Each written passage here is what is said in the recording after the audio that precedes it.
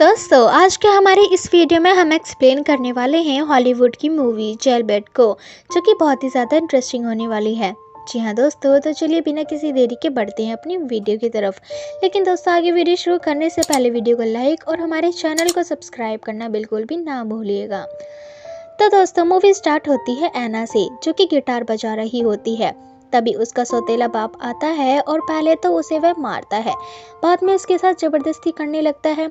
एना उससे बचने के लिए उसे धक्का देती है, जिससे वह किसी धारदार चीज से जाकर टकरा जाता है और उसकी गर्दन कट जाती है, जिससे वह मर जाता है। फिर एक्सीडेंट के बाद एना को पुलिस अरेस्ट कर लेती है। फिर अगले दिन उसे कोर्ट में ले जाया जाता है, जहां वो अपने फेवर में बोलती है कि वो बस एक एक्सीडेंट था और वो अपना बचाव कर रही थी, क्योंकि उसका फादर उसके साथ ज़बरदस्ती कर रहा था।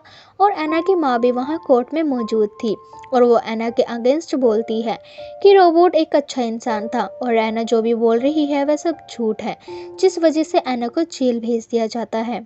और दोस्तों वहीं उस जेल में दो ग्रुप कैदी होते हैं, वाइट ग्रुप और प्ले ग्रुप। वाइट ग्रुप के लीडर का नाम कोडी था और प्ले ग्रुप के लीडर का नाम जॉय था। इस जेल के जेलर का नाम फ्रैंक था और वह सबको इस जेल के रूल समझाकर वहां से चला जाता है। जेल में एना को एक लड़की के साथ रखा जाता है जो ज़्यादा बात नहीं करती और ज़्यादातर अकेले ही रहती है, और एना को देखते ही वह उसकी तरफ अट्रैक्ट हो जाती है। अगले दिन जब सभी कैदियों को कंपाउंड में ले जाया जाता है, तभी कोडी जो कि वाइट ग्रुप की लीडर थी वह उसके पास आती है और उसे अपने ग्रुप में ज्वाइन होने को कहती है, ताकि बाकी कैदी उसे परेशान ना करे। लेकिन एना उसे मना कर देती है।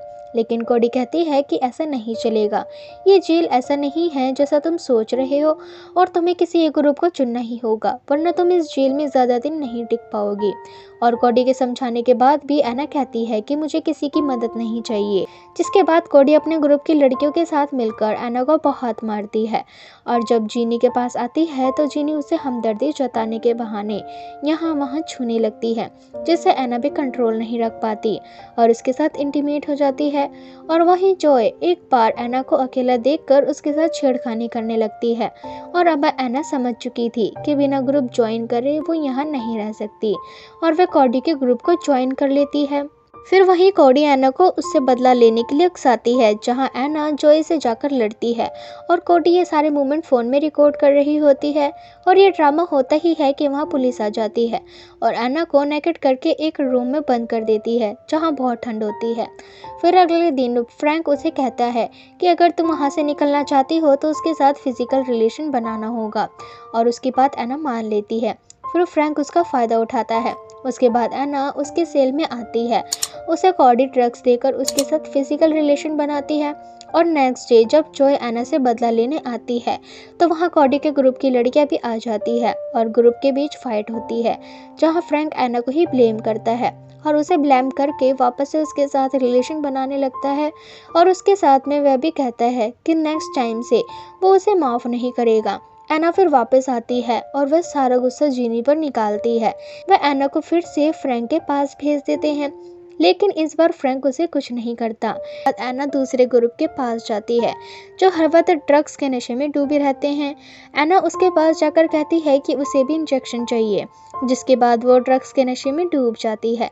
एना को ऐसी हालत में देखकर कोडी को उसकी फिक्र होने लगती है और वो एना के पास जाकर उसे समझाने की कोशिश करती है, लेकिन एना नहीं मानती। और इधर ऑपोजिट ग्रुप वाली लड़कियों को पता चल जाता है कि एना अब कोडी से अलग हो चुकी है। इसके बाद वह एना का फ़ायदा उठाती है और उसे बहुत मारती है, जिसके बाद एना और भी ड्रग्स लेने लगती है। और एक दिन वो ड्रग्स लेने जाती है, तब कोडी वहाँ आ जाती है और अपने ग्रुप के साथ मिलकर सभी ड्रग्स लेने वाली लड़कियों को मारती है, जिसके बाद वहाँ की पुलिस को वहाँ आना पड़ता है।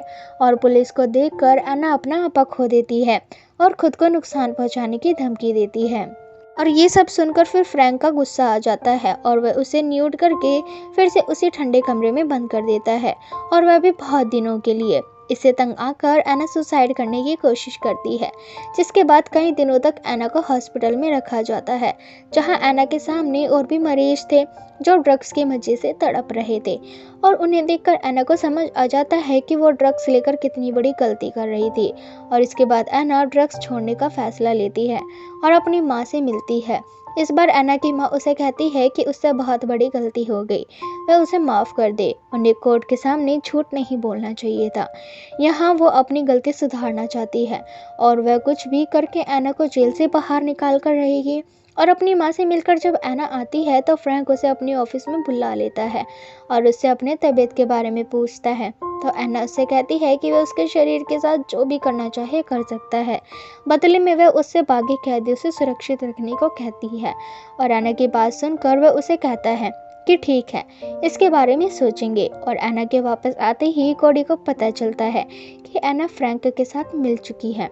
और इस बात से गुस्सा होकर कोडी एना के फेस को काट देती है, जिसके बाद एना समझ जाती है कि कोई उसकी मदद नहीं करने वाला। और वह डॉक्टर के पास जाकर उसे अपने साथ हो रहे गलत कामों के बारे में बताती है, जिसके बाद डॉक्टर एना से कहती है कि वह उसकी मदद करेगी। उसकी बहन का पति गवर्नर के लिए काम करता है, तो उसे अब फ्रैंक से डरने की ज़रूरत नहीं है। डॉक्टर से बात करने के बाद एना के मन में एक उम्मीद जाग जाती है कि अब उसे इंसाफ मिलेगा। लेकिन फ्रैंक अपने कैबिन के कैमरे से एना और डॉक्टर को देख लेता है और एक कैदी के हाथों डॉक्टर को मरवा देता है और फिर दोबारा एना का रेप करता है। और जब एना अपने सेल में बैठी होती है तभी वहाँ उसे एक लेटर मिलता है जिसमें लिखा होता है कि जल्द ही उसके केस की सुनवाई होने वाली है। जिसके बाद एना डिसाइड करती है कि जब ऑफिस के बेल के टाइम इंस्पेक्शन के लिए ऑफिसर्स आएंगे तब वह फ्रैंक का सच सबके सामने लाएगी। और प्रूफ के लिए वह कोडी के पास जाती है और उससे उसका फ़ोन मांगती है। तब वो फ्रैंक वापस से एना को अपने ऑफिस में बुलाता है और तब वह सब कुछ रिकॉर्ड कर लेती है। और जब इंस्पेक्शंस के लिए ऑफिसर्स आते हैं तब एना उन्हें फ्रैंक का क्लिप दिखा देती है, जिसके बाद फ्रैंक को तुरंत अरेस्ट कर लिया जाता है। और एना से वह ऑफिसर्स माफ़ी मांगते हैं कि उसे इतना सब कुछ यहाँ झेलना पड़ा और वह उसी की बहादुरी के लिए उसकी बेल को अप्रूव कर देते हैं। और दोस्तों फिर इसी के साथ ये मूवी भी यहीं ख़त्म हो जाती है। तो कि दोस्तों इस मूवी की स्टोरी आपको कैसी लगी हमें कमेंट सेक्शन में कमेंट करके ज़रूर बताएं। और दोस्तों आपकी फेवरेट मूवी कौन सी है हमें उस मूवी का नाम लिखकर ज़रूर बताएं, ताकि अगली बार हम आपके लिए उस मूवी की एक्सप्लेनेशन लेकर ज़रूर आएँ। और दोस्तों अगर वीडियो अच्छी लगी तो इसे लाइक करें, अपने दोस्तों के साथ शेयर करें और हमारे चैनल को सब्सक्राइब जरूर कर लें, ताकि आने वाली और भी इसी तरह की इंटरेस्टिंग वीडियोस आपको देखने को मिलती रहे सबसे पहले। धन्यवाद।